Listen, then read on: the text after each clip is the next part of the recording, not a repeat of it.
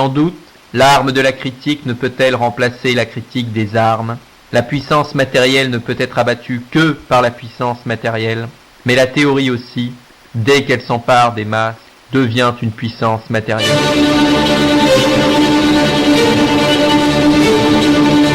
Nous reconnaissons notre vieil ennemi, la marchandise, le travail marchandise, la société marchande, le capitalisme. Mais la critique le découvre comme inséparable de l'État moderne.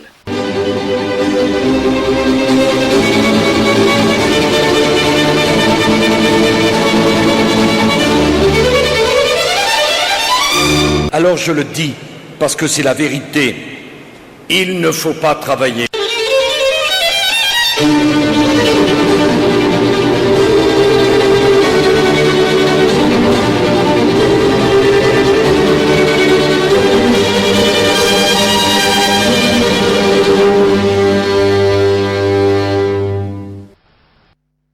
Donc bienvenue comme chaque mardi de 14h30 à 16h sur Radio Libertaire 89.4, la radio sans Dieu, sans maître et sans publicité, pour cette émission de Sortir du capitalisme spécialement consacrée à une critique radicale du travail marchandise, du travail producteur de marchandises et de survaleur, de profit, et au dépassement du travail et du capitalisme, avec José Chatroussa, traducteur de Crack Capitalisme, ouvrage de John Holloway comportant plusieurs thèses de critique radicale du travail et de son dépassement.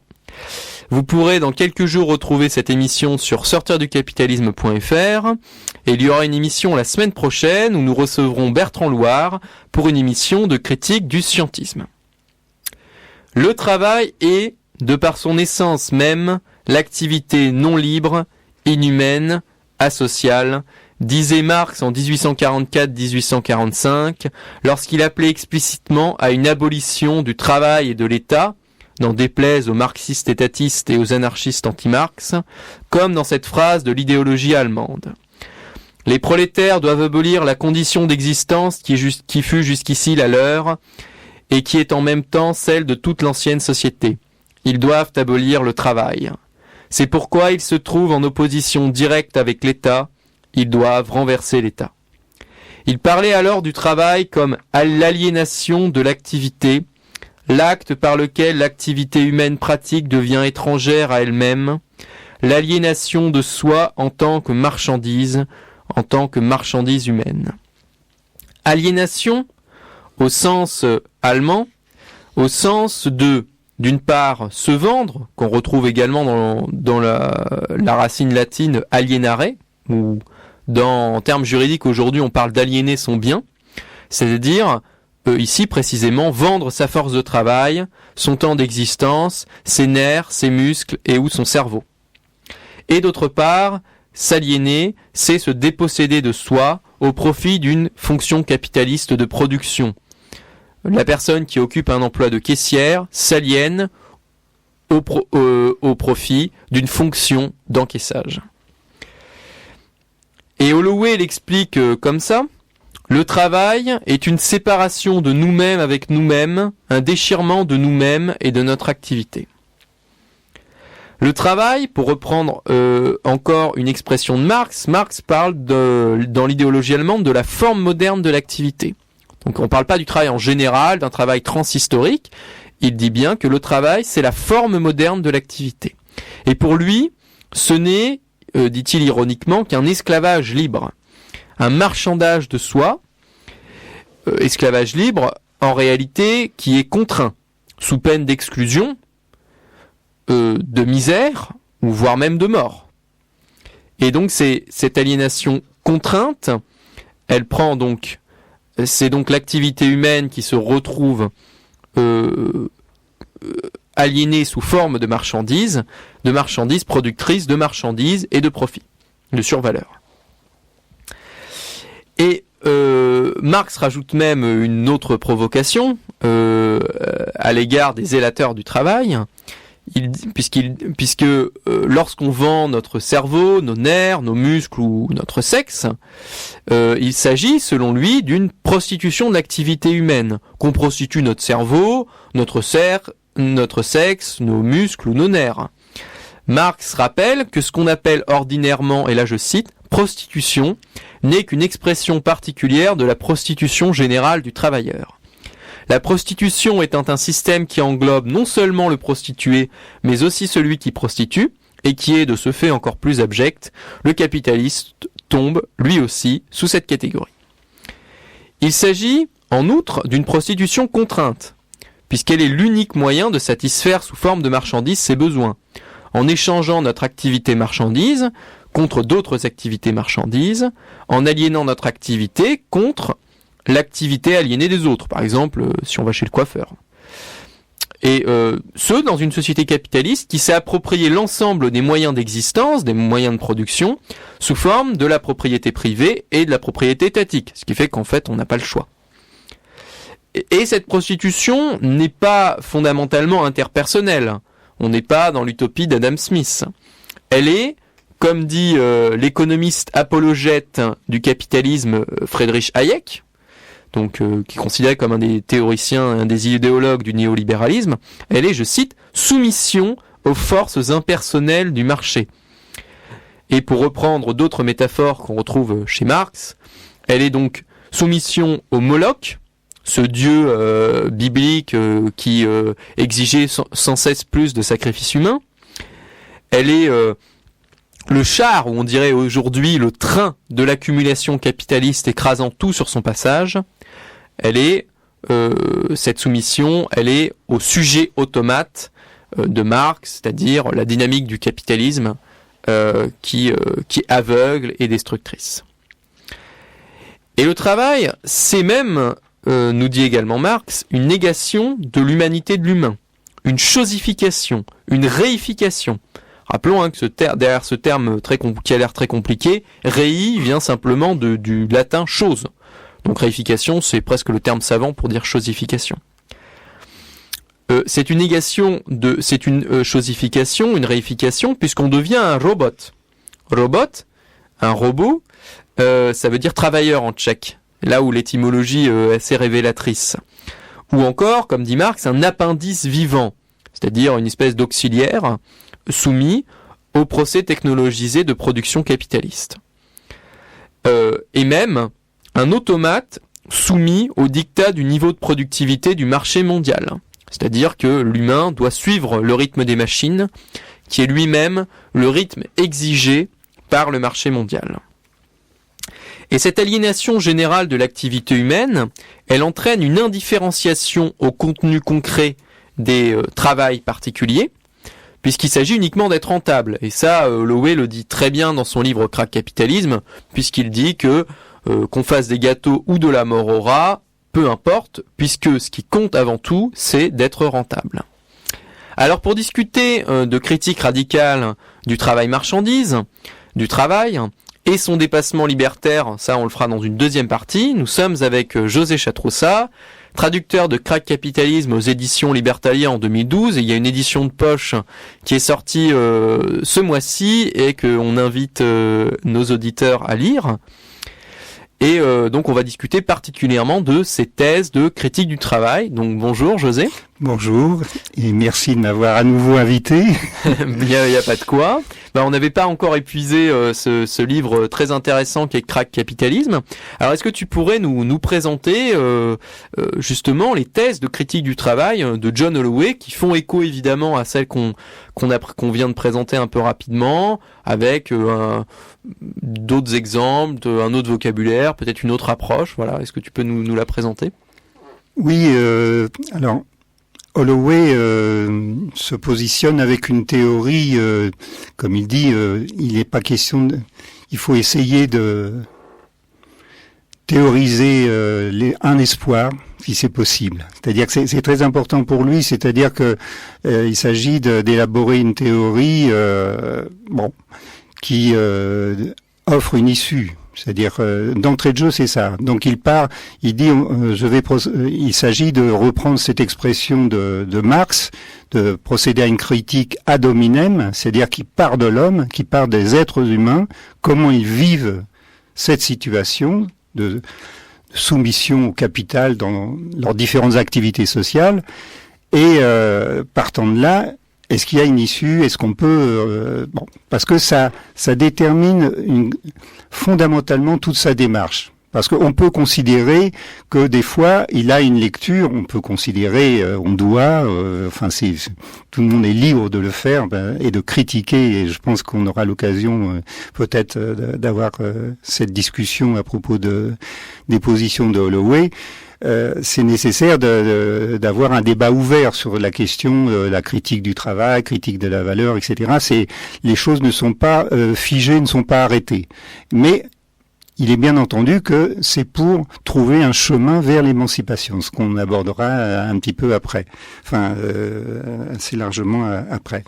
Alors, il part en fait à un moment de son livre, là à peu près au niveau de il y a 33 thèses, hein, donc au niveau de la 11e thèse à peu près, il dit on s'arrête un instant là et il faut lire Marx. Hein, ça c'est aussi vis-à-vis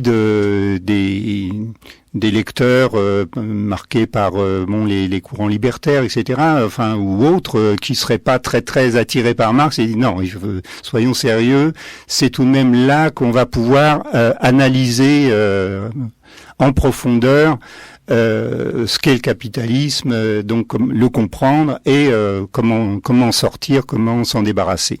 Et il a une lecture toujours à lui, mais une lecture quand même très précise. C'est-à-dire que toutes les citations c'est toutes les citations de Marx sont examinées avec son regard à lui, très particulier, certes, mais il prend, d'une certaine manière, il fait un usage particulier des textes de Marx, mais ce sont véritablement les textes de Marx. Il y a pas de problème là-dessus. Et donc, il s'arrête à un moment important. Il va revenir dessus à plusieurs reprises sur le fait que Marx dit que sa critique de l'économie politique, finalement, est originale par un premier point, en ce sens qu'il est le premier à avoir mis le doigt sur le fait que le travail avait une double nature. Et donc, c'est sur la double nature du travail que, en quelque sorte, l'attention va être attirée des lecteurs et lectrices, à savoir un travail concret, c'est-à-dire une face concrète, c'est-à-dire un travail concret qui produit des valeurs d'usage, et puis une face abstraite qui conduit à dégager de la valeur et donc finalement à produire des marchandises. Et il dit, en général, on passe tout de suite, vite fait, en quelque sorte, au travail abstrait. Voilà. Dans le capitalisme, c'est finalement ce qui prédomine, ce qui est fondamental, ce qui est structurant, parce que quand on dit le travail, il faut toujours avoir à l'esprit, c'est une relation sociale. Donc, comme l'État, c'est une relation sociale, c'est toujours un rapport social. La valeur, c'est un rapport social, la monnaie, c'est un rapport social. Si on n'a pas constamment ça à l'esprit, on est perdu en fait. Donc c'est un rapport social et donc c'est quelque chose qui est en flux, qui est en mouvement, qui doit toujours être renouvelé d'ailleurs, sinon ça ne marcherait pas, ça s'écroulerait. Et d'une manière ou d'une autre. Alors donc déjà, pour lui, il y a une contradiction dans la manière, une contradiction vivante, réelle, dans cette, à savoir que il y a des gens qui arrivent et qui ont des capacités particulières, qui ont une intelligence, un savoir-faire, etc. Et s'ils ne l'avaient pas, d'ailleurs, effectivement, on voit pas, ils ne pourraient pas créer des valeurs d'usage.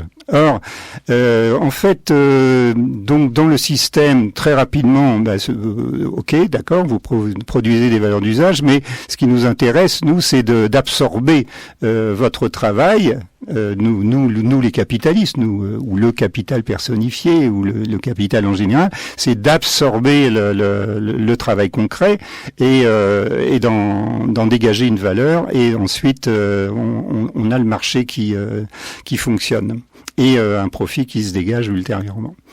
Ou pas. Enfin, ça dépend.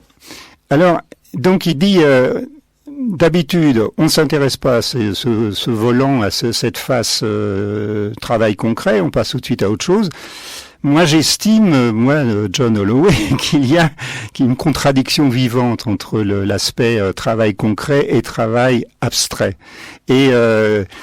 Et comment elle se manifeste, cette contradiction vivante? Ne serait-ce que par le refus du travail. C'est-à-dire qu'il y a beaucoup de gens qui n'ont pas envie de travailler, qui essaient d'éviter de travailler, ou bien qui sont épuisés par le travail au point de faire des dépressions, burn-out, etc. Et donc, ne serait-ce que en quelque sorte, la manière de réagir de millions de gens, finalement, face à la contrainte, au fait que leur capacité vivante de produire des valeurs d'usage est détournée, est absorbée dans la fabrication de marchandises, tout cela finalement est révoltant, et entraîne soit des phénomènes de refus, de dégagement en touche, de décrochage, ou de révolte carrément, comme ça a pu être le cas dans les années 60 ou 70 d'une manière explicite dans certains mouvements sociaux du type mai 68. Et donc, il dit ce refus, ce rejet est toujours là, il est toujours présent. Alors, il s'exprime peu ou à la marge, ou d'une manière plus consistante, et il s'exprime aussi dans le fait que, en dehors du travail, c'est-à-dire quand les gens ne sont pas au travail, ils essaient aussi d'avoir des activités créatrices, qui sont des activités qui ne rentrent pas dans le circuit marchand. Et donc c'est à partir de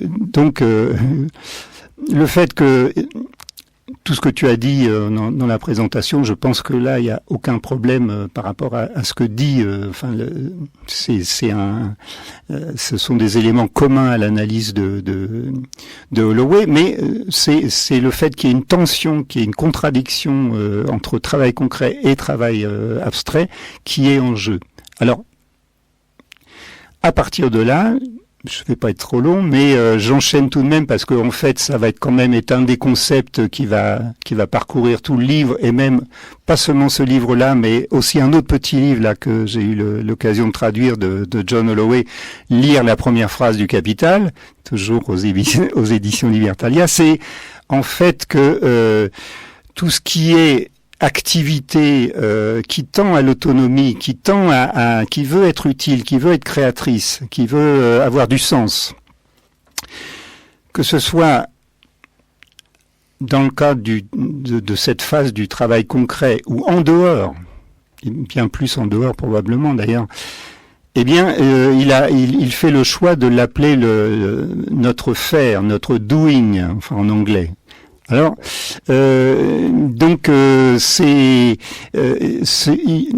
ne pense pas que ce soit dans le cadre du travail capitaliste, dominé par le capital, que on puisse s'émanciper. C'est-à-dire que il ne sépare absolument pas le travail pour Holloway. Là-dessus, évidemment, c'est extrêmement important. Le travail, c'est quelque chose, de négatif fondamentalement. C'est un travail. Le travail est fait pour produire le capital. Le capital.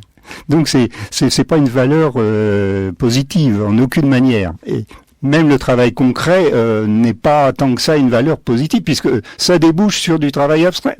Bon, mais il y a quand même les gens eux, ils aimeraient bien avoir un travail intéressant, faire des choses sensées, faire des choses utiles, etc. Et ça, c'est cassé. Ces aspirations-là, elles sont bloquées, elles sont annihilées, elles sont ratatinées d'une manière ou d'une autre. Et donc, c'est à partir de là qu'il dit, même pour qu'il n'y ait plus de connotation pénible, c'est-à-dire de réification, d'abstraction, de domination par... Moi, je propose que toutes ces tendances à faire quelque chose de sensé, d'intelligent, d'utile, de désirable, je le mets sous le concept de faire. Voilà. Donc c'est une espèce d'arrachement en quelque sorte qu'il propose en précisant bien que ce faire, il est laborieux, il est presque indistinct, et il est difficile à vivre et à apparaître et à émerger. Il est dans l'ombre, il est dans la pénombre. Ça ne coule pas de source, parce que effectivement, les tendances englobantes et écrasantes et annihilantes de l'activité humaine, sensée, agréable, etc., ont tendance à être évidemment plus que prédominantes dans le capitalisme. Oui, c'est intéressant effectivement de pointer cette tension entre d'un côté finalement ce que Michel Henry appellerait la subjectivité vivante, qui a des aspirations, des désirs, et d'un autre côté la logique du capitalisme, qui s'insère d'ailleurs jusqu'au plus profond de sa subjectivité, jusqu'à ce que cette subjectivité vivante finalement soit transformée, annihilée, mise en suspension par le masque. Ça, c'est aussi une théorie importante chez John Holloway. Et effectivement, cette contradiction entre d'un côté cette subjectivité vivante qui est forcée de travailler, que d'autres ont pu appeler le prolétaire, et la logique du capitalisme. Bon, ça a été notamment l'objet d'Ouvriers contre le travail, qui est un ouvrage paru aux éditions Sénoné-Véro sur la résistance justement au travail dans l'Espagne révolutionnaire de 36-37, dont on fête les 80 ans cette année. Et puis c'est aussi évoqué dans Autonomie, le livre sur les combats dans l'Italie post-68. Et effectivement, cette contradiction, elle est importante, puisque les gens justement vont chercher à bloquer, par exemple, à faire obstacle à ce que on les exploite toujours plus, à ce que toujours plus de surtravail soit, qu'ils effectuent toujours plus de surtravail. Et ça a été ça les luttes, de mai 68 contre l'augmentation de la productivité, etc., etc. Et effectivement, c'est là. Et c'est cette résistance qui effectivement fait prendre conscience, et ça c'est quelque chose de très intéressant chez John Holloway, que effectivement le capitalisme c'est un rapport social concret, et que si on arrête de le fabriquer, mais c'est pas aussi simple que ça, si on arrête de le fabriquer, le capitalisme ne tourne plus. C'est pas c'est ça finalement, on retrouve aussi c'est un peu cette idée-là chez Michel Henry, c'est le fait que le capitalisme, malheureusement pour lui en fait, a malheureusement toujours besoin de cette subjectivité vivante qui va aller produire des marchandises et produire de la survaleur. Et mais peut-être peut-être que ce qu'on pourrait reprocher à John Holloway, c'est en cherchant un principe positif dans le capitalisme existant, même si effectivement je conçois tout à fait et d'ailleurs je pense que c'est ce qu'il faut faire, concevoir un faire en dehors du travail, contre le travail, et comme concevoir une subjectivité vivante en dehors et contre le masque capitaliste de travailleurs, de prolétaires. Mais peut-être que il faut faire attention à ce que la puissance englobante, totalitaire du capitalisme, totalisante, plutôt pour parler avec Holloway, puisque effectivement le totalitarisme n'est jamais achevé, heureusement d'ailleurs, que le travail concret est d'une certaine façon la matérialisation de la logique du travail. Par exemple, l'ouvrier en automobile, son procès concret de production des automobiles, il obéit aux critères du capital, de rentabilité, de productivité, etc. Et en général, d'ailleurs, ce travail concret, il ne permet pas du tout l'expression de la créativité humaine, de ce qu'on pourrait appeler le faire, mais au contraire, c'est ce que on pourrait appeler la prolétarianisation, c'est-à-dire que c'est un certain nombre de gestes limités, imposés, répétitifs, alors à la limite qui peuvent être polyvalents dans les emplois de service où il faut faire plein de trucs répétitifs de nature différente, mais c'est le travail concret est modelé par la logique du capitalisme et il modèle des subjectivités qui ne savent faire finalement de moins en pas grand chose finalement si on s'en tient à ça. Et du coup moi ce qui m'intéresse dans le concept de faire justement, c'est tout ce que les subjectivités peuvent développer à côté des rapports de travail, des rapports capitalistes, plutôt que ce qu'ils développent dedans, je dirais. C'est-à-dire, Holloway donne des bons exemples, hein, par exemple les jardins ouvriers. Voilà, les jardins ouvriers qui sont faits à côté du travail, selon une logique différente, qui peut être une logique esthétique, une logique de plaisir corporel, une logique du bon, du sain, des choses comme ça. Le problème c'est encore ça, c'est que malgré tout, ces faire, par exemple les jardins ouvriers, restent inscrits dans une totalité capitaliste qui fait que les prolétaires vivront mieux, mais que ça ne mettra pas, et c'est la question des petites brèches et des grosses brèches entre guillemets, ça ne suffira pas. Mais par contre, ce qu'il faut le dire, c'est que la critique du travail, elle n'est pas nihiliste, c'est-à-dire qu'elle ne considère pas qu'il n'y a que le capitalisme et que finalement on peut le critiquer, mais finalement il n'y a rien au-delà. Et effectivement, ce qui est intéressant chez John Holloway, comme par exemple chez Michel Henry avec son concept de subjectivité vivante, c'est que il y a malgré tout, même si dans le capitalisme c'est ce faire et cette subjectivité vivante sont insérés, peuvent à la limite s'exprimer mais dans des espaces restreints, servir de béquille au capitalisme quand par exemple les jardins ouvriers c'est bien utile si les prolétaires sont payés moins cher. Mais malgré tout, si la révolte du faire et des subjectivités vivantes prenait une ampleur disons énorme, une ampleur révolutionnaire, comme par exemple en 36-37 en Aragon et en Catalogne, ou de manière plus limitée lors de la Commune de Paris en 1971, ou au Chiapas depuis 20 ans, ou à Notre-Dame-des-Landes de manière peut-être un peu plus limitée depuis 5 ans. Là, si ces brèches ouvertes par les subjectivités vivantes en révolte qui veulent un autre, qui ne veulent pas du travail, qui veulent faire, qui veulent un faire alternatif, qui veulent satisfaire leurs besoins, qui veulent mais pas produire des marchandises, etc. Là, effectivement, le concept de faire, effectivement, de John Holloway, avec toutes les précautions méthodologiques, attention, il faut distinguer le faire et le travail concret, ça me paraît vraiment important.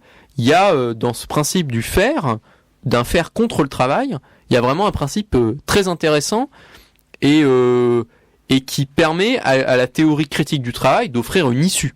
Voilà, c'est ce que tu disais au tout début, et ça m'a paru vraiment très très intéressant. Alors, bon, puisqu'on a fait le choix d'une discussion qui n'a pas trop peur d'y aller à fond dans la théorie, quoi. Je voudrais faire juste une parenthèse concernant des problèmes de traduction des termes, parce que c'est simplement pour parce que je me suis posé le problème à la réflexion que le faire, pour traduire le doing, peut entraîner des connotations finalement restrictives en quelque sorte, c'est-à-dire faire quelque chose, quoi. C'est plus près de fabriquer quelque chose que d'agir, je dirais. Et bon, et en fait en anglais to do, ça peut vouloir dire davantage agir, enfin que en français, bon, faire quelque chose, c'est quand même souvent bon. Alors, il y a d'autres acceptions du terme, du mot, du verbe faire, mais bon, faire une promenade, faire l'amour, etc. Bon, d'accord, mais quand même, dans l'ensemble, le terme, à partir du moment où on le présente comme un concept, il y a ce risque de restriction. Et justement, mais bon, ça avait déjà été employé dans le précédent ouvrage traduit de Holloway. changer le monde sans prendre le pouvoir comme cela. Et bon, j'ai pris la suite. Je me suis pas posé tellement de problèmes, mais je crois que c'est intéressant de s'interroger même là-dessus, parce que dans la traduction allemande de Crack Capitalism, le traducteur a trouvé à mon avis, des termes qui rendent probablement mieux compte de ce que veut dire Holloway. J'ai pas eu l'occasion d'en parler avec Holloway, c'est une idée tout à fait personnelle, mais parce que il a en allemand, ça peut être fer, ça peut être Zutun ou Zumachen, mais là, et finalement, le traducteur a très peu employé ces termes-là, et il a employé Tätigkeit. Tätigkeit, c'est-à-dire le fait d'avoir une activité, ou tätig sein, être actif. Alors là, en plus, je pense que pour le lecteur allemand, c'est très bon parce que ça renvoie promener le Dasein de Heidegger, et là on a le tätig sein, c'est-à-dire l'être actif qui veut dégommer le capitalisme. Donc c'est quand même autre chose que le Dasein, être là de Heidegger, quoi, en attendant la mort, quoi.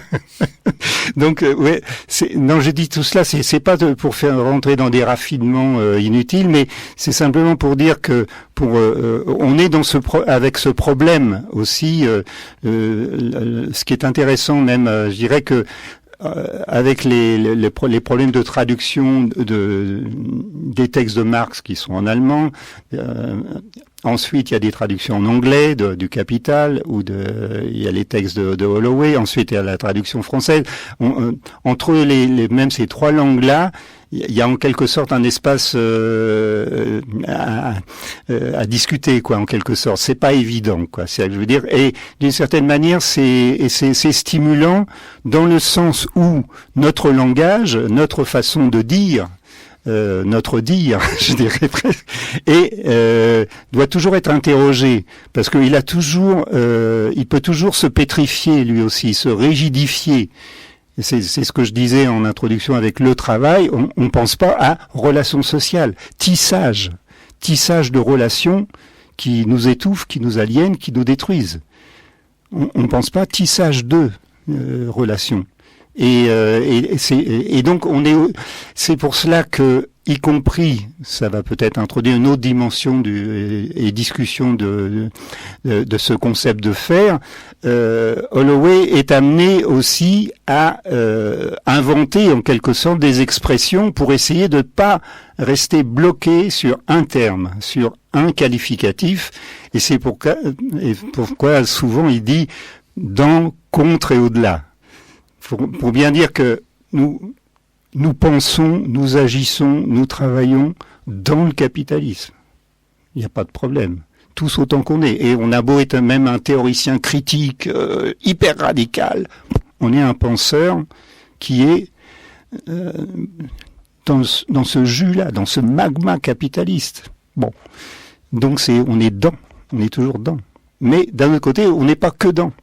Donc on est contre aussi le capitalisme. Mais s'il s'agit simplement d'être contre le capitalisme, mais sans jamais réussir à aller au-delà, il y a un problème. Et c'est pour ça que très souvent il introduit cela pour créer, pour essayer de, si je puis me permettre ce terme, de dérigidifier le langage. Ouais, c'est intéressant effectivement de toute façon ça fait écho à sa théorie de la brèche, c'est-à-dire chercher même derrière ce qui a l'air d'être le travail, le capital, la marchandise, le prolétaire, de chercher ce qui en fait n'est pas justement le travailleur, qui serait la subjectivité, n'est pas le travail qui serait le faire. Et effectivement, c'est intéressant au moins comme contrepoint de théories plus totalisantes. Au moins Holloway et du coup je pense que d'ailleurs les deux visions, celle disons qui insiste plus sur le caractère totalitaire du capitalisme et l'autre plutôt sur les potentialités, les les grains de sable dans la mécanique, ce qui échappe dans la subjectivité à la rationalité capitaliste. Je pense que les deux finalement se corrigent assez bien, puisqu'il y en a une qui a tendance à finalement du coup à nous laisser à ne pas ouvrir de possibilités de rupture, parce que finalement s'il n'y a rien qui soit contre et au-delà du capitalisme, aujourd'hui, bon, finalement, du coup, on peut pas aller contre et au-delà du capitalisme. Mais d'un autre côté, une théorie, on va dire, qui insisterait plutôt sur le caractère totalitaire du capitalisme, peut corriger aussi parfois c'est certes des lectures qu'on pourrait avoir de John Holloway, où finalement, la société capitaliste quasiment offrirait des espaces agréables, du fer, où finalement le fer serait déjà là, et du coup ce qui permet, enfin moi ce que je trouve intéressant, c'est toujours le dialogue qu'il peut y avoir entre ces deux formes de critique du capitalisme. Une théorie critique qui insiste plus sur ce qu'il y a déjà ici et maintenant, pour reprendre l'expression d'Holloway, de potentiellement subversif, de potentiellement au-delà du capitalisme, et d'un autre côté, une théorie qui, elle, insiste plutôt sur le caractère totalitaire du capitalisme. Je trouve que, de toute façon, cette émission, on est un petit peu une concrétisation, mais je pense qu'il y a un dialogue vraiment intéressant entre ces deux formes de critique du travail. Oui, effectivement, moi, c'est aussi, je pense que, compris dans l'introduction qu'on a rédigée avec Julien Bordier à la nouvelle édition. C'était déjà le cas dans la précédente, mais il nous a semblé important de mentionner, y compris les ouvrages de la critique de la valeur, d'Anselme Niapeu, de Jappe, de Postone et d'autres auteurs, de Jean-Marie Vincent en particulier, d'Alexander Neumann, d'un certain nombre d'auteurs qui nous semblent importants, qui apportent des analyses éclairantes, et qui plus est, qui sont en tension aussi avec l'analyse de Holloway. C'est donc pour nous ça coulait de source en quelque sorte de ne pas faire l'impasse, de pas dire Holloway arrive, on va tout comprendre et là on a une voie royale vers l'émancipation avec lui. Non, le problème n'est pas là. Mais il est de voir que ce dialogue il serait hautement souhaitable, exigeant, rigoureux, sans concession comme on dit, mais tout de même un vrai dialogue, une vraie c'est tout de même ce qu'on souhaite finalement ardemment. Alors, je voudrais appuyer sur un point, c'est que quand évidemment à propos de ce concept de faire, c'est toujours évidemment c'est une potentialité, mais c'est assez important à mon titre, même transitoirement, je dirais, c'est une extrême importance d'essayer de faire sentir ce que ça peut être, même si c'est fragile, même si c'est presque rien, même si on me dit oui, mais c'est quoi? C'est parce que c'est le problème de qu'est-ce que on présente aux gens qui sont les supports du travail. C'est-à-dire que, le travail concret n'est que le support du travail abstrait, d'accord. Mais si on examinait quand même la masse des gens qui sont les supports du travail, appelons ça les travailleurs. Et on ne peut pas ne pas les intégrer à l'analyse. Alors évidemment, parce que la difficulté qu'on a, c'est que pendant toute une période historique, ils ont été mis en avant d'une manière presque mythifiée, mythologique, mythifiante. Le prolétariat, avec la lutte de classe, c'est lui le sujet de l'histoire, c'est lui qui va tout changer, etc. Bon. Alors, ça a été cette approche, a été critiquée, mise en cause, plus que utilement, à mon sens. D'un autre côté, on ne peut pas non plus dire maintenant, les travailleurs, le prolétariat, ça n'existe plus. qu'il y ait eu un mouvement ouvrier qui ait mis en avant le travail, nous sommes détenteurs du travail, donc c'est comme c'est nous qui fabriquons tout, qui faisons tout, c'est formidable, c'est génial, et c'est comme ça que on va faire la révolution parce que nous sommes détenteurs de cela. Bon, c'était très réducteur et finalement très même dangereux, comme on a pu le voir dans la manière dont, au bout du compte, ça a été détourné et concrétisé dans les pays du bloc de l'Est. Enfin bon, c'est-à-dire ça a dégénéré en un productivisme basique qui reproduisait les critères du capitalisme, sans que le prolétariat ait la moindre autonomie, la moindre capacité justement à transformer la société véritablement lui-même. Pour autant, même, et c'est pour ça que cette dérive, en tout cas cette impasse plus exactement, Holloway la pointe en critiquant même l'expression même en anglais de labour movement, le mouvement du travail. C'est-à-dire que voilà. Bon, alors en français c'est plutôt, nous on a parlé plutôt du mouvement ouvrier, ce qui a nourri d'ailleurs l'ouvriérisme, quoi, puisque même l'ouvrier c'est quand même mieux c'est quand même plus puissant, c'est quand même plus déterminant que l'employé de bureau ou que le facteur du coin, quoi. Bon, alors donc vous voyez. Ça a créé ces termes-là aussi. Il y a des connotations. Ça engendre une perception de la société et des luttes et de la lutte de classe. Et c'est tout cela aussi qui, au travers de la critique du travail, qu'il s'agit de décortiquer, dépasser, si possible, sans faire passer à la trappe les travailleurs qui sont déterminants dans la mesure où eux-mêmes, dans un certain, quand même. Tout de même, malgré tout, ne sont pas heureux du travail qu'ils font. Encore une fois, critiquent ne sont pas bon. Et cette critique, elle s'exprime tout de même. On pourra en donner même d'autres exemples que ceux que donne Holloway. Et c'est parce que on est dans une situation où l'échec du mouvement ouvrier organisé traditionnel a généré d'autant plus une forme de fatalisme en quelque sorte. C'est-à-dire, faut bien qu'on travaille. Si on est au chômage, c'est pire que tout, ce qui est pas faux. Mais quand on est au travail, c'est pas la joie. Mais quoi ? C'est-à-dire que on a vraiment une sensation d'être dans une prison. Et une prison même dont les murs se rapprocheraient. Holloway a une métaphore là-dessus. Et et tout à coup on va être écrabouillé, quoi. Il n'y a pas de souci. Si on laisse faire le processus, c'est effectivement un processus destructeur. Bon.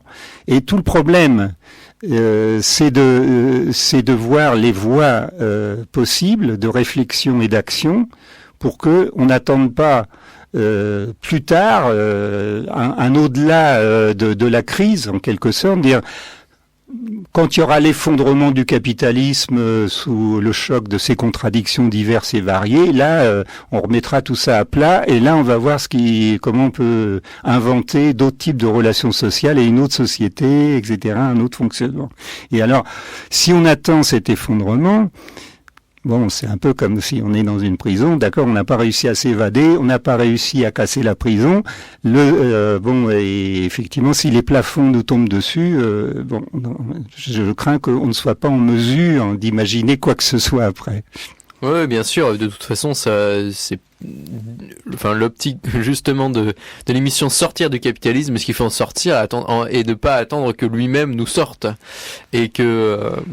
Et du coup, effectivement, faudrait pas oublier, et ça tu le rappelles très justement, que la révolte contre le travail, c'est pas la révolte de l'esprit de la théorie critique, c'est la révolte des gens, la révolte des subjectivités vivantes contre le travail. Et du coup, c'est là que le faire, effectivement, même s'il est marginal, même s'il parfois peut se retrouver un peu mêlé avec le travail concret, par exemple quelqu'un qui fait son potager puis qui vendrait une petite partie de son potager, malgré ça il offre quand même une vision plutôt d'un point de départ. Le point de départ d'une société qui un point de départ contre et au-delà du travail, un point de départ comme aujourd'hui ce qui nous reste de subjectivité vivante par-delà le masque capitaliste, la rationalité capitaliste qu'on a intériorisée, forme non pas l'horizon abouti, mythique, éternel de la subjectivité vivante, etc., mais au moins le point de départ de ce que pourrait être une subjectivité après le capitalisme, et comme le faire aujourd'hui, ici et maintenant, peut offrir un point de départ pour sortir du capitalisme. Même si évidemment les conditions sociales, les rapports de force, etc., font que pour l'instant le faire est obligé de rester marginal. Mais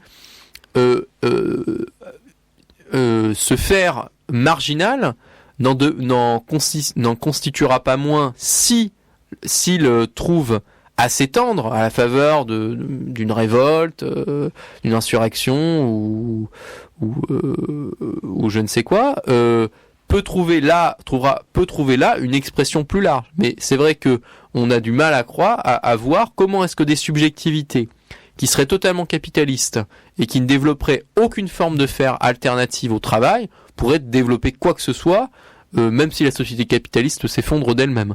Et c'est là où c'est important de souligner que il ne faut pas se fourvoyer en croyant que le travail concret est une alternative au travail abstrait, que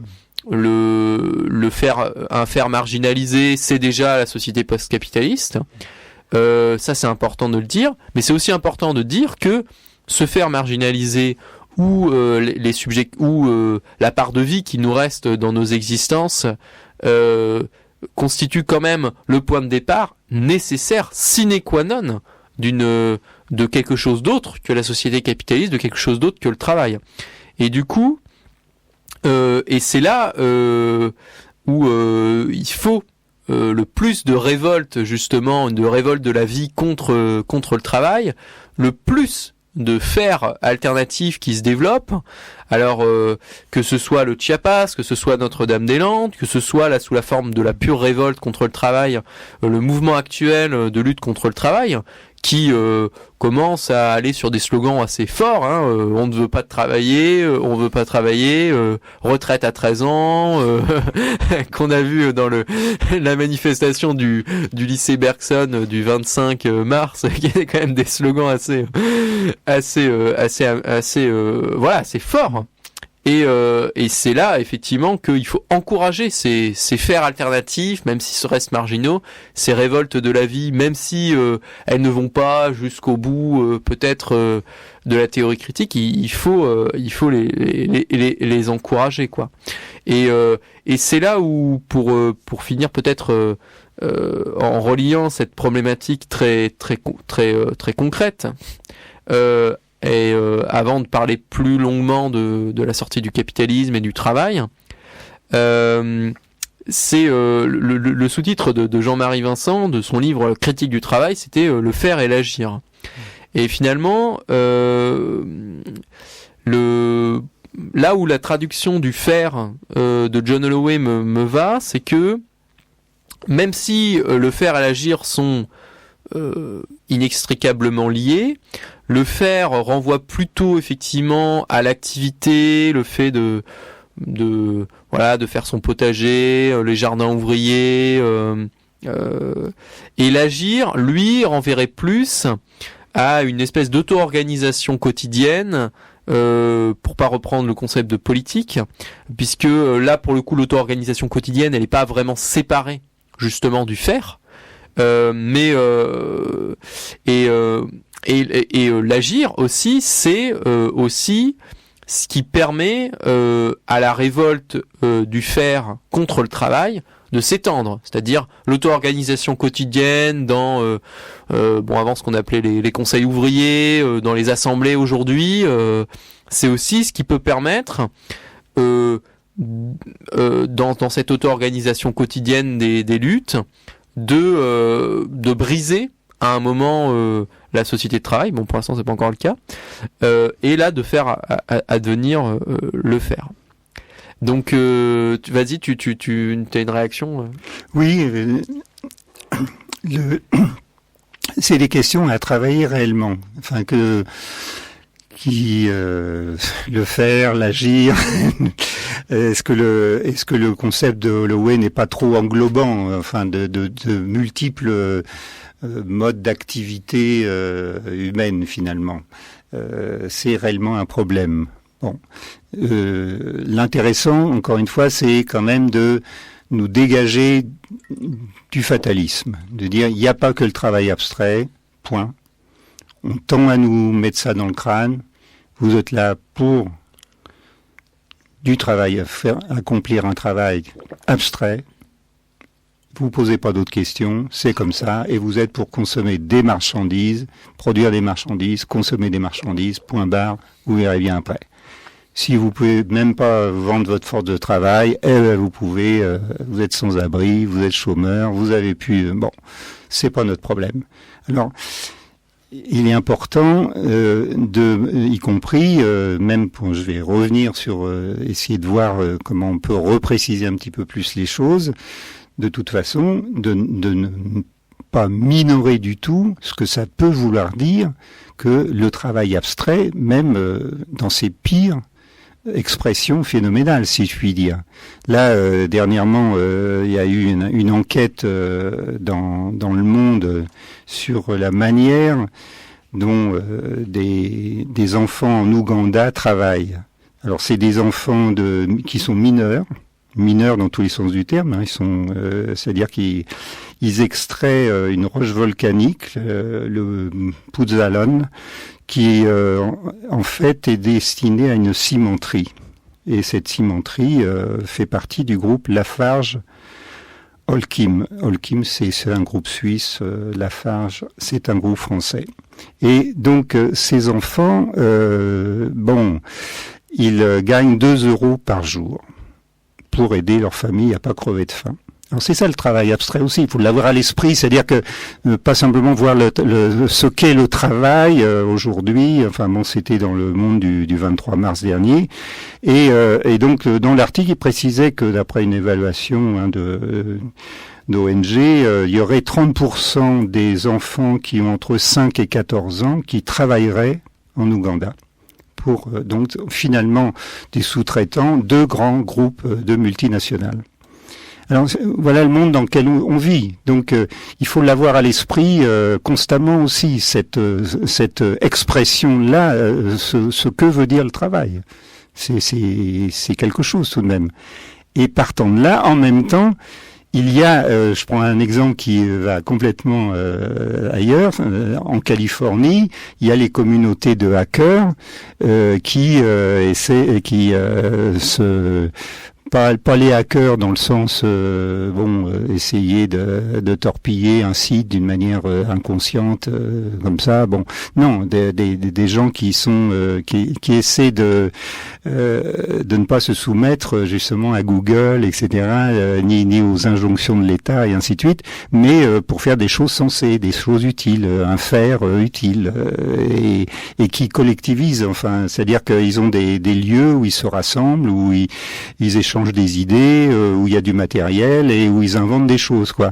Et donc il y a des phénomènes de cet ordre-là qui montrent bien qu'il y a une volonté d'échapper au travail, et très très vivante. Enfin, c'est des communautés qui ont été inspirées au démarrage d'ailleurs par des groupes à Berlin, qui s'étaient constitués après la chute du mur. Donc là aussi on sent une filiation d'esprit aussi d'indépendance, de subversion, mais pas une subversion ridicule dans le sens où je m'attaque à l'État parce que je vais casser la gueule à 3 flics. Alors là je suis un super combattant contre l'État. Non, c'est quand même plus profond, c'est-à-dire que c'est se dire maintenant il faut arriver à trouver des modalités de relations et d'action, y compris productives d'ailleurs, qui soient d'un autre ordre. Et à partir de là, le faire peut prendre toutes sortes de... Il a en fait, à mon sens, il a très peu de possibilités, de points d'appui au niveau du travail concret. Il en a, mais à mon sens, elles sont faibles. Elle peut difficilement se déployer parce que la contrainte capitaliste est là, quoi. Enfin, on est là pour un certain travail.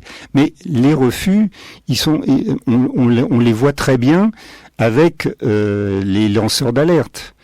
C'est-à-dire que, vous avez une pneumologue, Irène Frachon, elle est censée, soigner les gens comme ci, comme ça, et dans le cas d'un hôpital ou d'une clinique, des gens, et tout ça, ça fait partie du travail,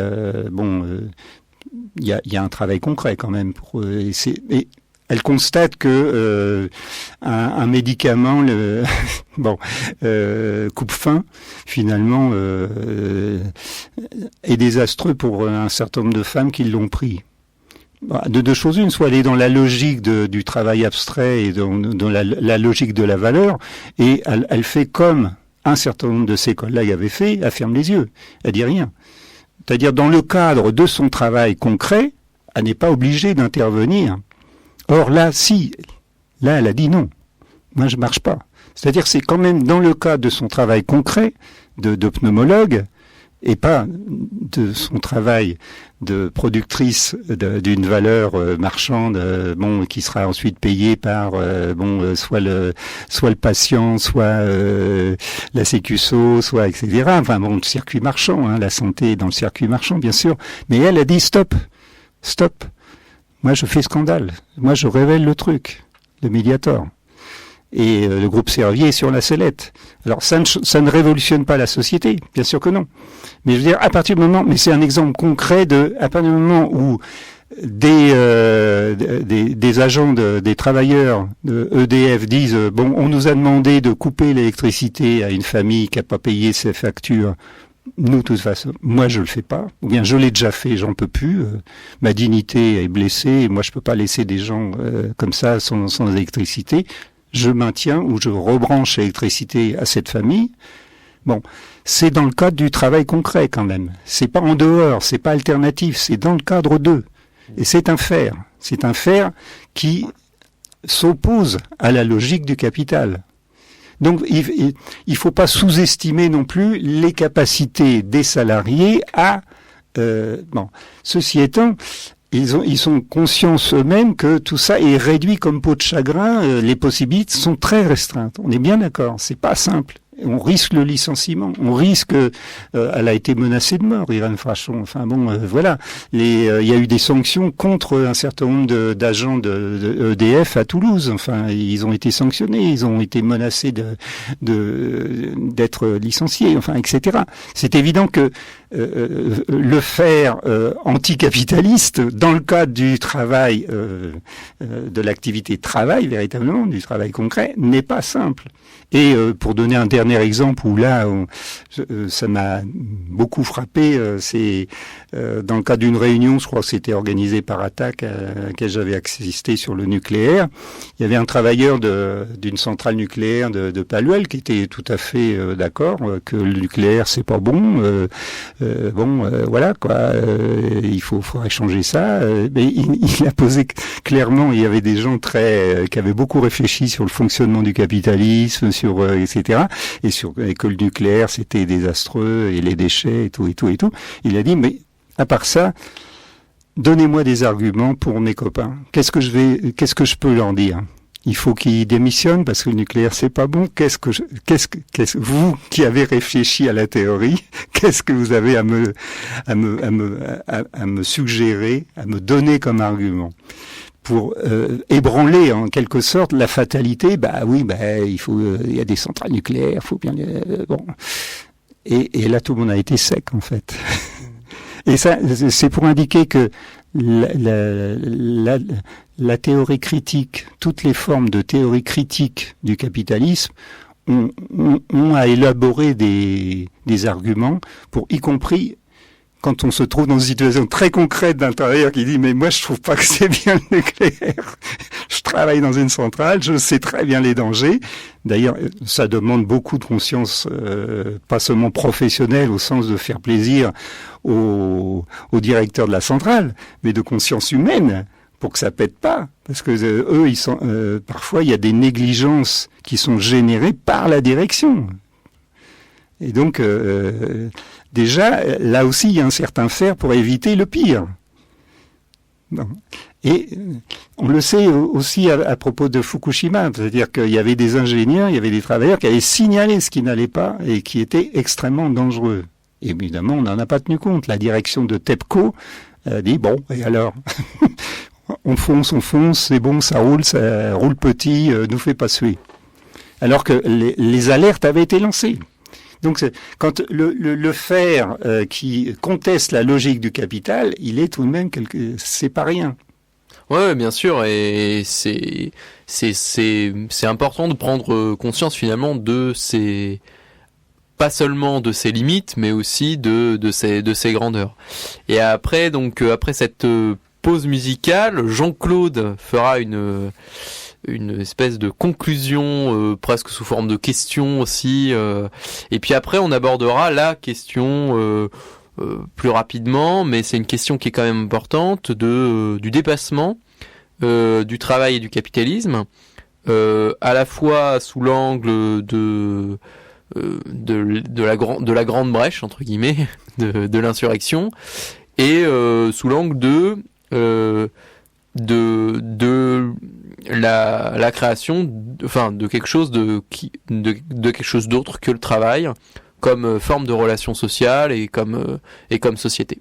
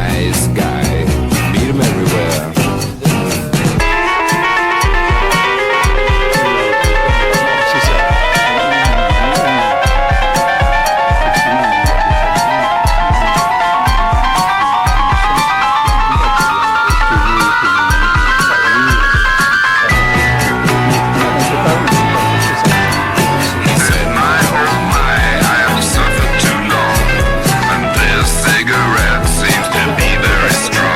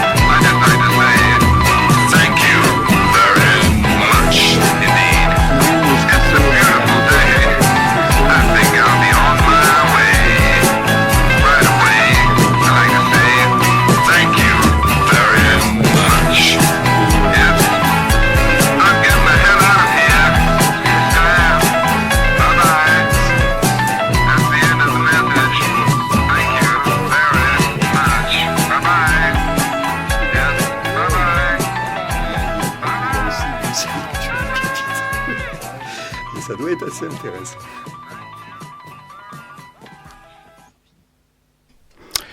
Voilà, alors vous venez d'entendre Stranger and Blue Sweat Shoes.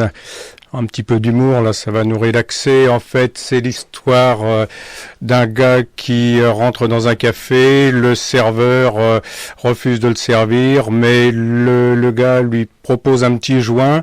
Le serveur fume le joint et du coup, il décide de quitter son boulot, de se barrer et d'aller sentir le soleil sur sa peau et le vent dans ses cheveux. Alors, de la phytothérapie comme quelque chose qui puisse servir à sortir du capitalisme, je sais pas, c'est une théorie un peu fumeuse, mais bon, voilà.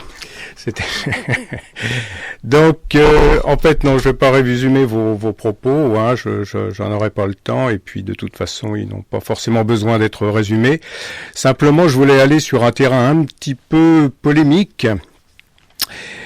Sachant que je suis pas non plus mandaté par la critique de la valeur pour attaquer John Holloway, hein, j'en ai pas les moyens, intellectuellement parlant, théoriquement parlant, mais quand même, dans l'ouvrage Lire la première phrase du Capital, on voit dans la deuxième partie, page 74-75, je résume, hein, évidemment, en conservant les termes, on lit ceci. Hein. Alors, nous considérons la forme marchandise et nous voyons la valeur et la valeur d'usage, mais en fait, nous nous concentrons sur la valeur et le travail abstrait, en oubliant le caractère dual du travail, en laissant de côté et le travail concret et la valeur d'usage. Plus loin, le marxisme devient alors une théorie de la domination capitaliste, un boniment réactionnaire, une théorie qui nous enferme dans la clôture qu'il prétendait critiquer.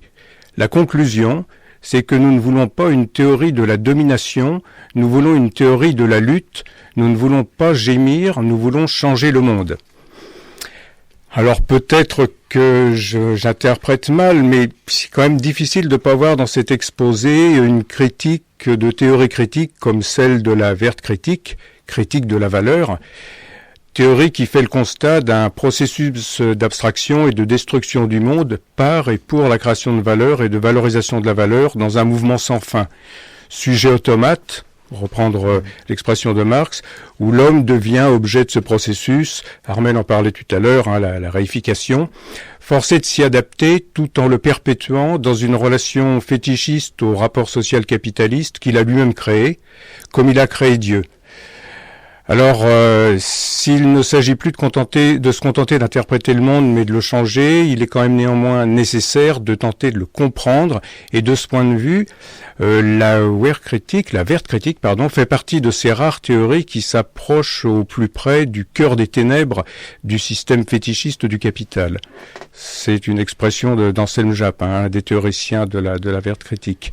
Le comprendre pour le changer, le comprendre pour éviter de s'engager sur des chemins qui sont autant d'impasses. On pourrait citer les solutions keynésiennes, partage des richesses, salaire universel, baisse drastique du temps de travail, autogestion, identification travailleurs, sujets révolutionnaires, etc. Nous ne sommes pas là dans une théorie de la domination, comme voudrait laisser entendre John Holloway, mais dans la refonte d'une théorie critique du noyau du capital, dont la compréhension superficielle ne peut mener à terme qu'à des combats qui vont le reconduire. Et pour moi, mais c'est très personnel, la verte critique est une lutte pour la théorie et une théorie de la lutte, au moins en ce qu'elle permet de conserver, par exemple, la lucidité sur les limites objectives des combats défensifs qui se développent aujourd'hui. Exemple, logement, liberté publique, travail, etc.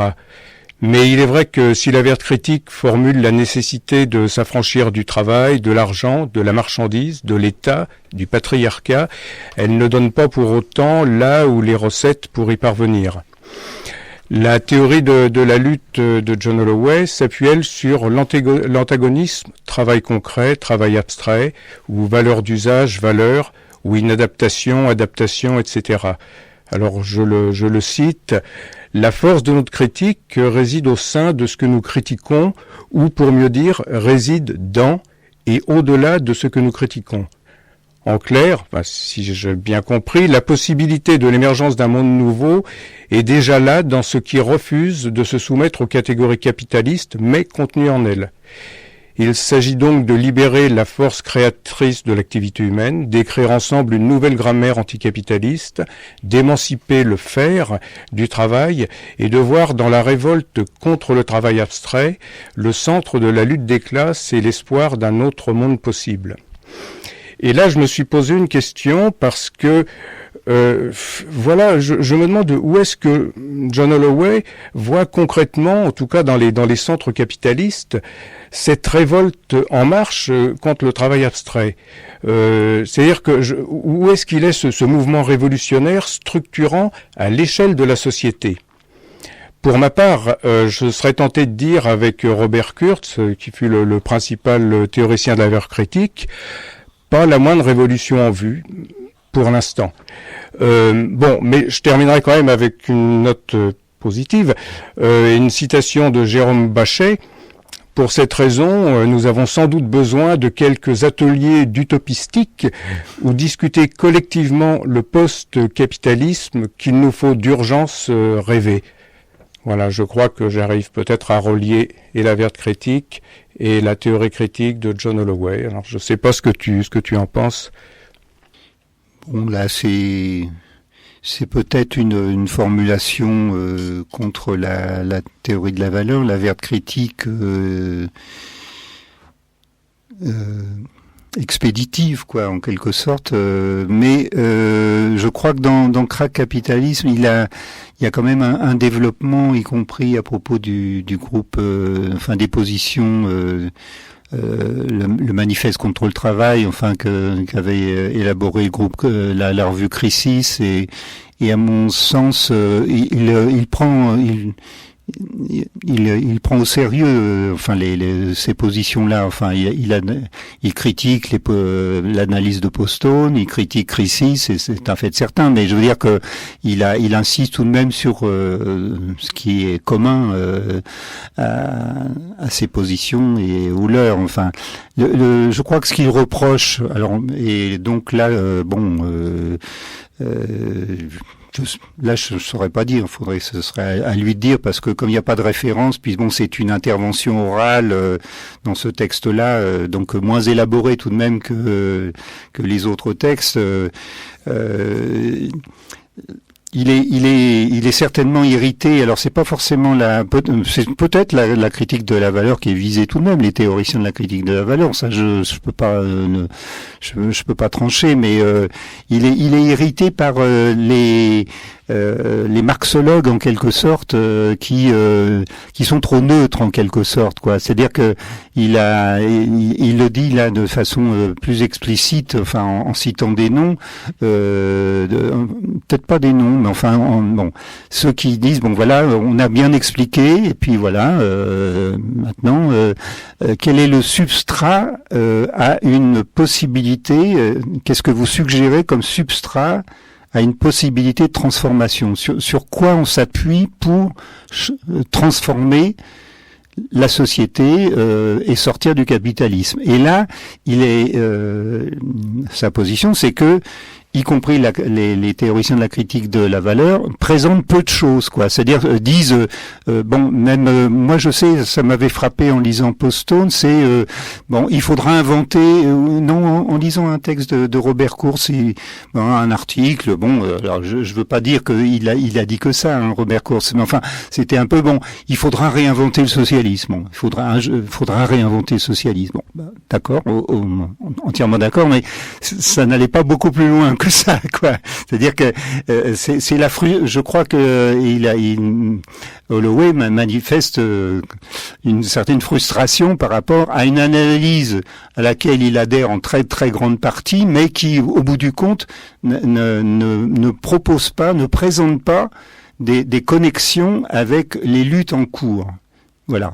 Et ne propose pas, ne dit pas sur quel substrat, non pas inventer un sujet de l'histoire, mais quand même un substrat à un changement de société qui nous permette de nous débarrasser une bonne fois pour toutes du capitalisme.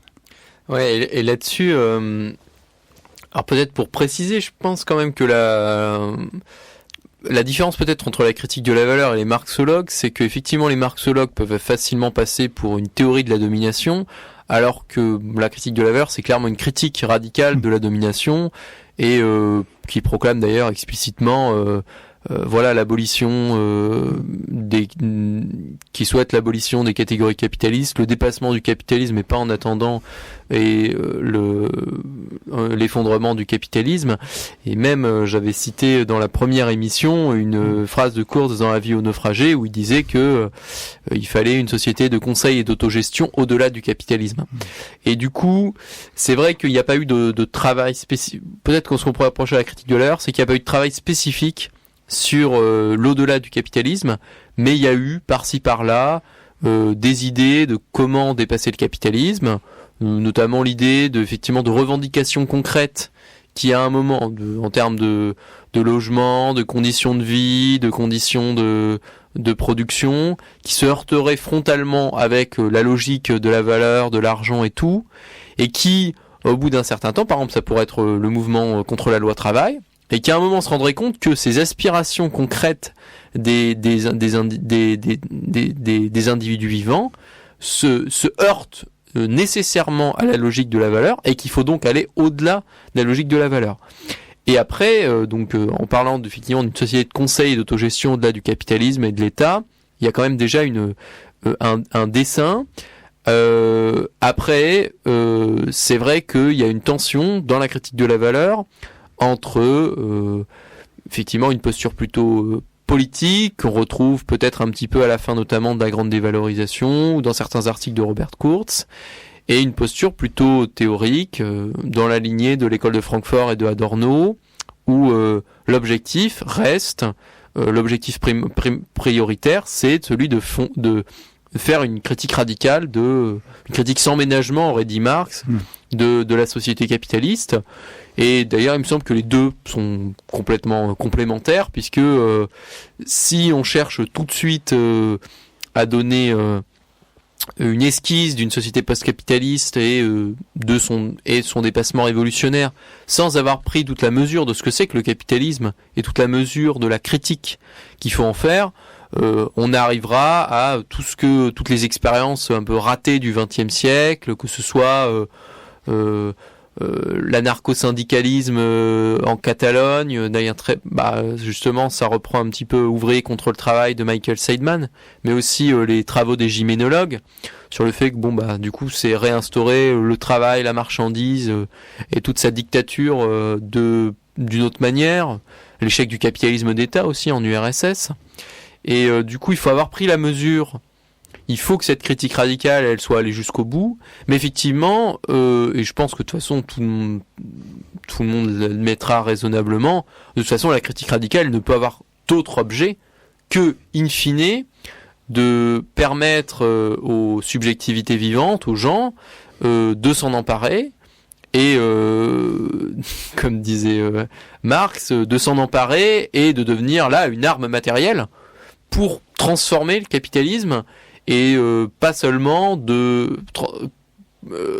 pour renverser le capitalisme plutôt, pour transformer leurs conditions sociales et pas simplement s'arrêter à des solutions faciles, la petite autogestion capitaliste et des choses comme ça. Et du coup, je pense qu'effectivement les deux postures sont complémentaires, et c'est bien d'ailleurs que l'un et l'autre se rentrent un peu dedans de temps en temps, c'est-à-dire que de temps en temps la théorie critique rentre dans ce qu'on pourrait appeler un peu l'alternativisme, on va faire tout maintenant tout de suite un truc qui paraît alternative au capitalisme mais qui ne l'est pas, je sais pas moi par exemple la permaculture productrice de marchandises ou des choses comme ça. Mais d'un autre côté, c'est bien aussi que de temps en temps les gens comme John Holloway rentrent un peu dans les théoriciens critiques qui ont une posture plutôt adornienne.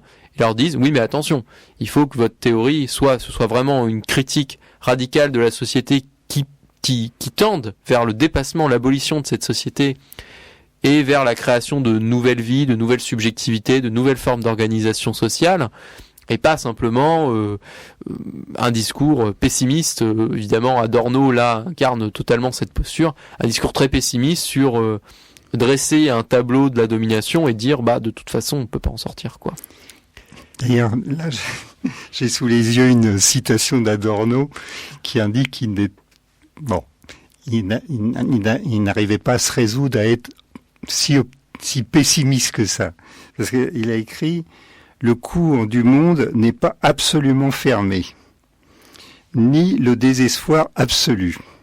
C'est plutôt le désespoir qui constitue la fermeture. » Alors je crois que ce serait intéressant qu'on reprenne appui sur cette idée d'Adorno, c'est-à-dire que c'est évident que le capitalisme a sa tendance puissante est à la fermeture de tout.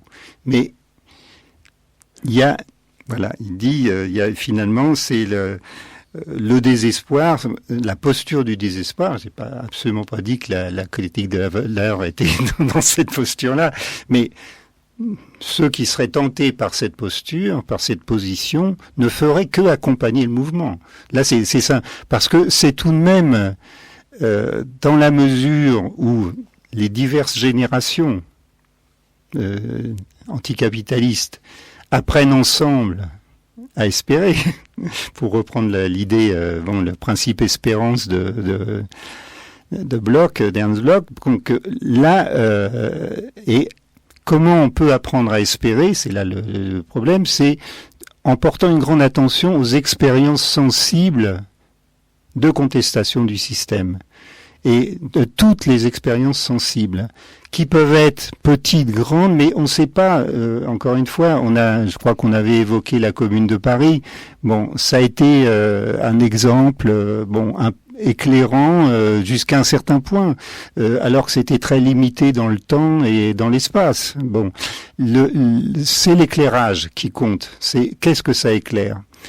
Je pense qu'on n'a pas épuisé les leçons de tout ce qui s'est passé, en particulier depuis 2008, 2009, 2010. Il y a beaucoup de travail pour étudier les expériences sensibles de lutte, de contestation, de subversion, que ce soit Occupy Wall Street, que ce soit le soulèvement au Maghreb et dans les pays du Moyen-Orient. Parce que, évidemment, on peut le voir sous l'angle, ça a été écrasé. Après la Révolution, il y a eu la contre-révolution. Et je me souviens très bien de militants qui m'avaient dit, tu verras,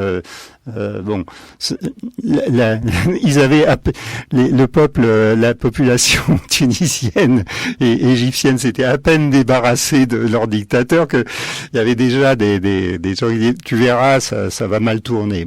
Alors donc du coup, on n'avait pas besoin de s'intéresser de trop à la question puisque la Commune aussi a très mal tourné, on le sait. Mais le problème n'est pas là.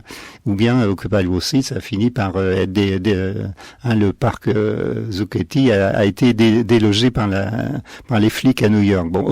Mais le problème c'est qu'est-ce que ça éclaire, qu'est-ce qu'on dégage de ces expériences sensibles, qu'est-ce que ça indique. L'expérience d'Apatis, pareil, 22 ans d'existence, ça mérite attention. Et alors, il y a justement Jérôme Bachet, un certain nombre de gens qui ont vraiment porté une attention plus que sérieuse à la question et nous livrent des enseignements, mais ça doit se diffuser tout de même bien davantage. Parce que c'est à ce moment-là que la critique du travail, la critique de la valeur, la critique de toutes les modalités du capital, et sans en aucune manière sous-estimer la subsumption du capital sur l'ensemble des activités humaines, y compris l'activité théorique d'ailleurs. Ne l'oublions pas, il faut se mettre quand même dans le même bac que tout le monde, et pas avoir une position condescendante ou au-dessus de la mêlée. C'est bien difficile de penser un après-capitalisme, mais c'est possible à travers aussi les connexions, y compris intellectuelles, pour essayer de trouver des éléments effectivement d'appui, enfin en quelque sorte, indiquant des voies émancipatrices. Parce que c'est difficile de penser que c'est après la grande crise, encore une fois, que tout ça va se dégager merveilleusement. Il faut l'avoir pensé avant. Enfin, on le sait. Enfin, tous les exemples, même pour prendre pour même ne pas être gêné par des choses d'ordre idéologique qui nous encombreraient l'esprit. Il est évident que quand on étudie tout ce qui s'est passé en France pendant les 15 années qui ont précédé, ou les 20 ou 30 années qui ont précédé la Révolution française, on s'aperçoit qu'il y a eu une multitude de révoltes, de formes de subversion, y compris populaires, extrêmement nombreuses, dont la densité, on ne l'a pas à l'esprit. Et donc, la Révolution apparaît comme tout à coup, à l'éclate, voilà. Bon, à l'éclate. Non, c'est pas comme ça que ça se passe. Et c'est pour ça que on ne peut pas savoir, on ne peut pas préjuger de ce que va donner un mouvement trop rapidement. On peut le faire. Moi, ça me serait extrêmement facile de dire, voilà, le mouvement contre la loi El Khomri, après le 31, mars, il n'y aura plus rien, ça va être plié, les bureaucraties syndicales vont saboter le mouvement, ils vont faire un petit baroud d'honneur le 1er mai, et puis là, ciao, quoi. Bon, ça serait jouer mon vieux militant qui sait tout et qui a déjà vu ce genre de scénario, et tatati et patata. Et là, je crois que ça n'a pas de sens, parce que l'inventivité des acteurs de la lutte, que ce soit des salariés ou des étudiants salariés ou précaires ou des étudiants ou des lycéens, je n'ai pas à dire qu'elle est tellement minable que c'est évident que ça va être à l'aise-blaise pour les directions bureaucratiques syndicales de plier tout ça, quoi. Enfin, de quel droit? Enfin, en quel honneur? Ça veut dire, vous n'êtes pas créatif. On a déjà vu ça, faut pas nous la faire, etc. Ceci étant, je dis pas non plus que c'est sans risque. C'est simplement pour parler d'une expérience sensible de lutte qui a déjà un contenu anticapitaliste, mais bon, qu'on peut considérer comme assez faible pour l'instant, d'accord, mais il est réel aussi. Oui, il est réel. Oui, il est donc, à partir de là, une créativité est possible. Les mouvements qui ont précédé 68, les grèves à la Savième, etc., on pouvait pas savoir ce que ça allait donner, mais c'était déjà du consistant. Enfin, il y avait déjà des formes de liens entre les étudiants et les travailleurs, à Caen en particulier, au Mans, enfin, à Besançon, enfin, en province surtout, et tout ça a fait tout à coup sens, tout à coup, à l'échelle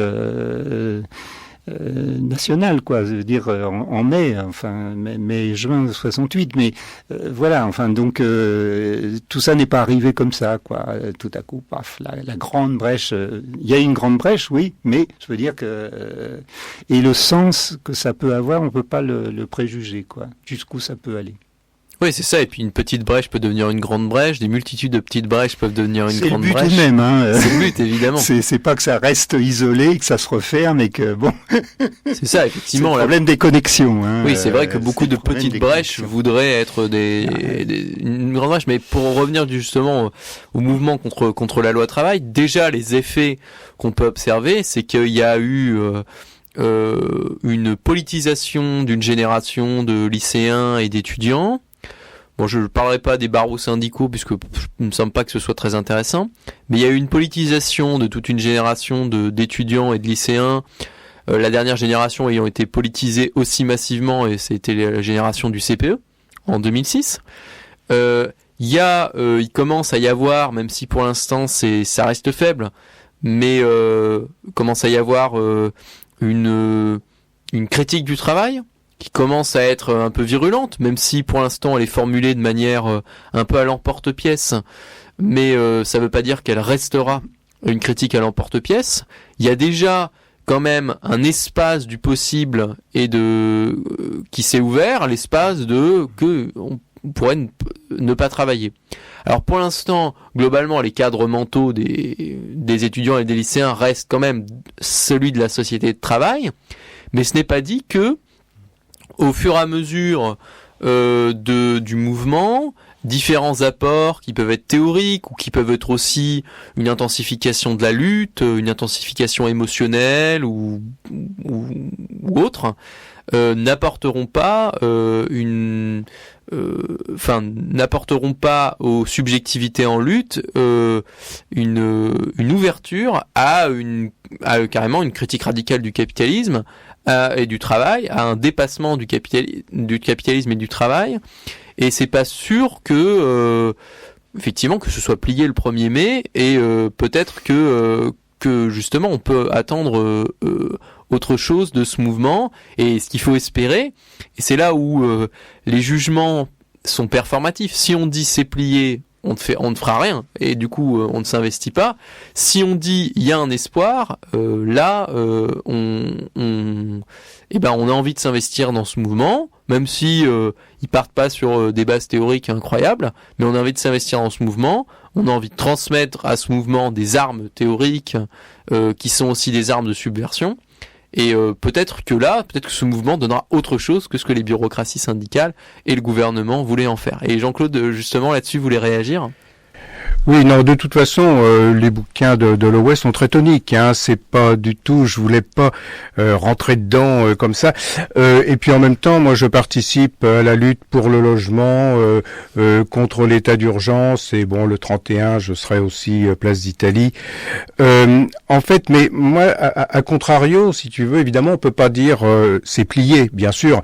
Mais là où je trouve que Holloway est un peu trop optimiste, c'est quand il dit, par exemple, page 80, ce que disent les luttes dans les usines et en dehors des usines: nous ne sommes pas le travail, nous n'aimons pas le travail, nous luttons contre le travail, nous luttons pour émanciper notre faire du travail, nous voulons consacrer nos vies à ce que nous voulons faire, à tout ce que nous considérons comme important. Je crois que là, quand même, il va un peu loin. Il faut peut-être être un peu plus mesuré. On aimerait bien que ce soit ça, mais pour l'instant, force est de reconnaître que on n'en est pas là, quoi. Voilà, c'est tout ce que je voulais dire. Je suis d'accord. Hein. Je pense que c'est l'activité de rêve de Holloway. Il faut rêver. Et là, il rêve. Bah, espérons que au moins la lecture de Holloway soit performative. Et quand je dis ça, c'est à la fois pour faire preuve d'humour à l'égard d'un auteur que j'apprécie, puisque j'y ai consacré un certain temps d'activité, mais c'est la question, quoi. Alors effectivement, c'est pas non plus interdit de faire un distinguo tout de même entre ce qui est du domaine du rêve et du constat. Et on est entre les deux, disons. Je dirais, on est un peu entre les deux. Moi, je formulerais bien un rêve à propos de ce mouvement-là contre la loi El Khomri, puisqu'on en est à ce stade. Ce serait que les acteurs de cette lutte inventent des formes de liens entre eux, de relations entre eux, d'organisation entre eux, qui ne soient pas de l'ordre du parti, hein, parce que bon, là, je crois qu'on a tout ce qu'il faut. On a des partis formidables en France, ou des organisations formidables qui sont déjà polarisées sur les élections présidentielles et ainsi de suite. Donc, laissons de côté tout cela. Mais malgré tout, qu'elles inventent des cadres où on se retrouve, au-delà d'une lutte qui sera victorieuse partiellement, assez fortement ou pas du tout, ça c'est autre chose. Mais le gain, encore une fois, parce que le gain, il est surtout qualitatif, c'est-à-dire est-ce qu'on aura progressé en termes de démocratie directe, démocratie des acteurs impliqués dans une lutte? Est-ce que on va se retrouver atomisé une fois de plus, on rentre chez soi ou pas? Et cette invention de cadres où pourront se débattre, y compris les questions qu'on a abordées, qu'on aborde cet après-midi, entre autres, puissent se faire. Parce que c'est le problème des voies de passage des idées, des voies de passage des arguments, que tout ne s'évapore pas, en quelque sorte. Parce que sinon, après, on réinvente un événement, quoi. Je veux dire, on le minore, il y a une dispersion, en quelque sorte, même du contenu qu'il avait. Et ça ne devient pas un bien commun. Et là, je pense que il faut que c'est mon rêve, quoi, en quelque sorte. C'est que ça soit pas seulement, ça laisse un bon souvenir, mais ça laisse des idées. ça recrée un lien historique, pas au sens stupide du terme et réducteur, mais oui, une certaine forme de lien historique avec les expériences antérieures de grande importance ou de petite importance, mais où il est question de ça, c'est-à-dire de débattre, de discuter, et de réfléchir aux voies d'émancipation qu'on peut avoir ensemble. Oui, c'est clair. Au-delà, effectivement, de la victoire ou non du mouvement contre la loi El Khomri, ce qui compte effectivement peut-être le plus, c'est la transformation des subjectivités par les luttes, parce que c'est les luttes, qu'elles soient victorieuses ou non, effectivement, c'est qu'elles ouvrent un champ du possible, elles ouvrent une brèche, et elles ouvrent aussi une brèche dans les subjectivités, et elles ouvrent aussi une brèche dans les idées. Elles font que les gens vont arracher leur masque. Par exemple, les lycéens du lycée Bergson vont arracher leur masque de lycéen, etc. Et c'est ça effectivement ce qu'on peut attendre des luttes et de cette lutte-là en particulier, c'est qu'elle transforme les subjectivités d'un maximum de gens, qu'elle leur fasse qu'elle ouvre leur pensée à d'autres à des pensées qui iraient dans, contre et surtout contre et au-delà du capitalisme. Et justement, puisque on reproche beaucoup à la critique du travail ou du capitalisme de s'en tenir à un constat, j'aimerais en conclusion et en ouverture aussi lancer quelques idées qu'on trouve chez un auteur qui n'est pas de la critique de la valeur, mais qui appartient plutôt à un courant qu'on appelle le courant de la communisation, donc Bruno Astarian, qui lance quelques pistes en fait sur le dépassement du capitalisme, entendu comme processus et pas comme une espèce d'utopie qui tomberait du ciel après l'effondrement du capitalisme. Et du coup, je pourrais recommander à nos auditeurs la lecture de 2 de ces articles particulièrement, Activité de crise et communisation et l'abolition de la valeur, le chapitre 9.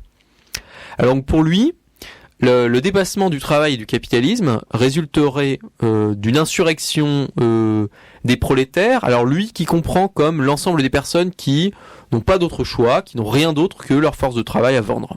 C'est-à-dire que c'est les travailleurs, mais c'est aussi les chômeurs et les étudiants et même les retraités. Vraiment, il sort vraiment de la catégorie du prolétariat rigide, identifié à l'ouvrier d'usine de 40-50 ans, quoi. Et du coup, qui n'en peuvent plus pour lui suite à une nouvelle phase de crise du capitalisme, mais qui n'en peuvent plus peut-être aujourd'hui et maintenant. Et pour lui, cette insurrection, si elle veut triompher, elle doit non seulement vaincre, c'est évident, l'ensemble des forces contre-révolutionnaires. Donc évidemment, la première, c'est l'État, qui doit être, dans sa perspective, immédiatement aboli au profit d'une auto-organisation collective et quotidienne des insurgés. Mais triompher aussi des milices privées, des mouvements réactionnaires, etc. Également, ça c'est un deuxième point, s'approprier des logements, des stocks de nourriture et autres pour simplement survivre dans l'insurrection. C'est-à-dire que là on est quand même sur des problématiques assez concrètes. Et troisième chose, et ça c'est important pour lui, ne surtout pas faire de l'autogestion capitaliste des moyens de production. C'est-à-dire ne pas avoir la tentation de reprendre les outils de production pour, un peu comme l'IP en 73, on produit, on vend, on se paie. Mais au contraire, et c'est là où on retrouve peut-être, c'est là où il y a une convergence avec Holloway, mais au contraire, dès l'insurrection, et Holloway dirait dès avant l'insurrection, construire des relations sociales non capitalistes, donc à un faire.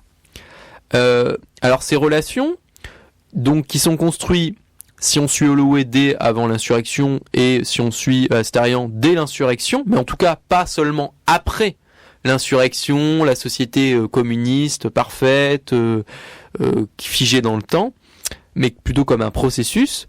Donc ces relations, lui, il les conçoit comme notamment productives. C'est-à-dire qu'il n'y aurait pas de séparation entre l'activité productive et le reste des relations sociales.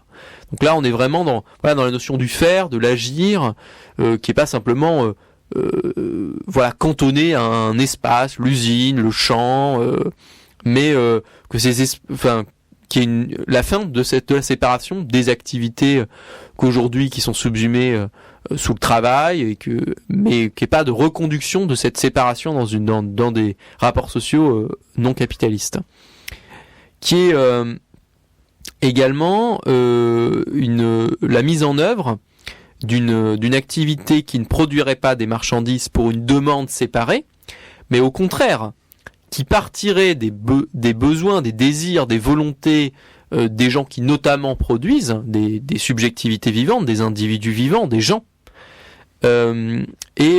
qui produiraient non pas des marchandises pour vendre sur un marché, mais qui produiraient ce qu'ils ont décidé collectivement ou personnellement. Et pour ce qui est, pour renvoyer un exemple historique, dans une partie de l'Aragon révolutionnaire de 1936-1937, qui reste, si on suit les gymnénologues, l'ébauche de sortie du capitalisme la plus avancée, c'est d'ailleurs aussi ce que disait Debord, les gens de ces communes aragonaises avaient formé ce qu'on pourrait appeler des communes communisantes, c'est-à-dire qui avaient mis en commun les moyens de production, les terres, etc., et qui produisaient ce dont ils avaient besoin, ce qu'ils avaient décidé collectivement, et c'est bien, mais qui sont pas donc du coup des marchandises, mais qui sont des légumes, des olives, etc., étaient répartis non pas en fonction d'un temps de travail, travaillé à un certain niveau de productivité, comme c'est le cas aujourd'hui, mais en fonction des besoins des personnes qui étaient évaluées collectivement. Et du coup, les communes insurrectionnelles, du coup là, pour revenir à l'actualité et plutôt au futur qu'on espère proche, ces communes insurrectionnelles puis post-insurrectionnelles, elles aboliraient donc le travail au profit d'activités qui résulteraient de leur volonté personnelle et collective, en produisant des légumes, des outils ou autres répartis en fonction des besoins des habitants de ces communes, et des besoins qui sont intégrés dans l'activité productrice, qui ne sont pas séparés comme consommation. Et ensuite, bon, alors ça n'a pas été réalisé dans l'Aragon révolutionnaire, mais ces communes pourraient entretenir des chaînes de dons entre eux et entre autres communes, ce qui permettrait, contrairement en Aragon révolutionnaire, l'abolition de l'argent. Même si ça ne veut pas dire forcément de sortir tout de suite de forme de quantification, c'est-à-dire que nous on a besoin de tant d'arbres de bonne qualité, et nous on a tant d'œufs, est-ce qu'on pourrait s'arranger pour et du coup ce qui est intéressant du coup chez Bruno Astarian, plus que disons le fait qu'il dépeigne une société post-capitaliste achevée, etc., c'est plutôt effectivement d'anticiper, presque en partant pas jusqu'à Holloway de ici et maintenant, mais d'anticiper le développement, le processus un petit peu de ce développement d'un faire qui irait contre et au-delà du travail. Et du coup, je trouvais que c'était quand même peut-être important de soumettre aux auditeurs en guise d'ouverture, plus que de fermeture justement, d'ouverture d'un imaginaire au-delà du capitalisme, et qui se ferait en partie ici et maintenant, mais à une dimension plus forte dès une insurrection, dès une brèche.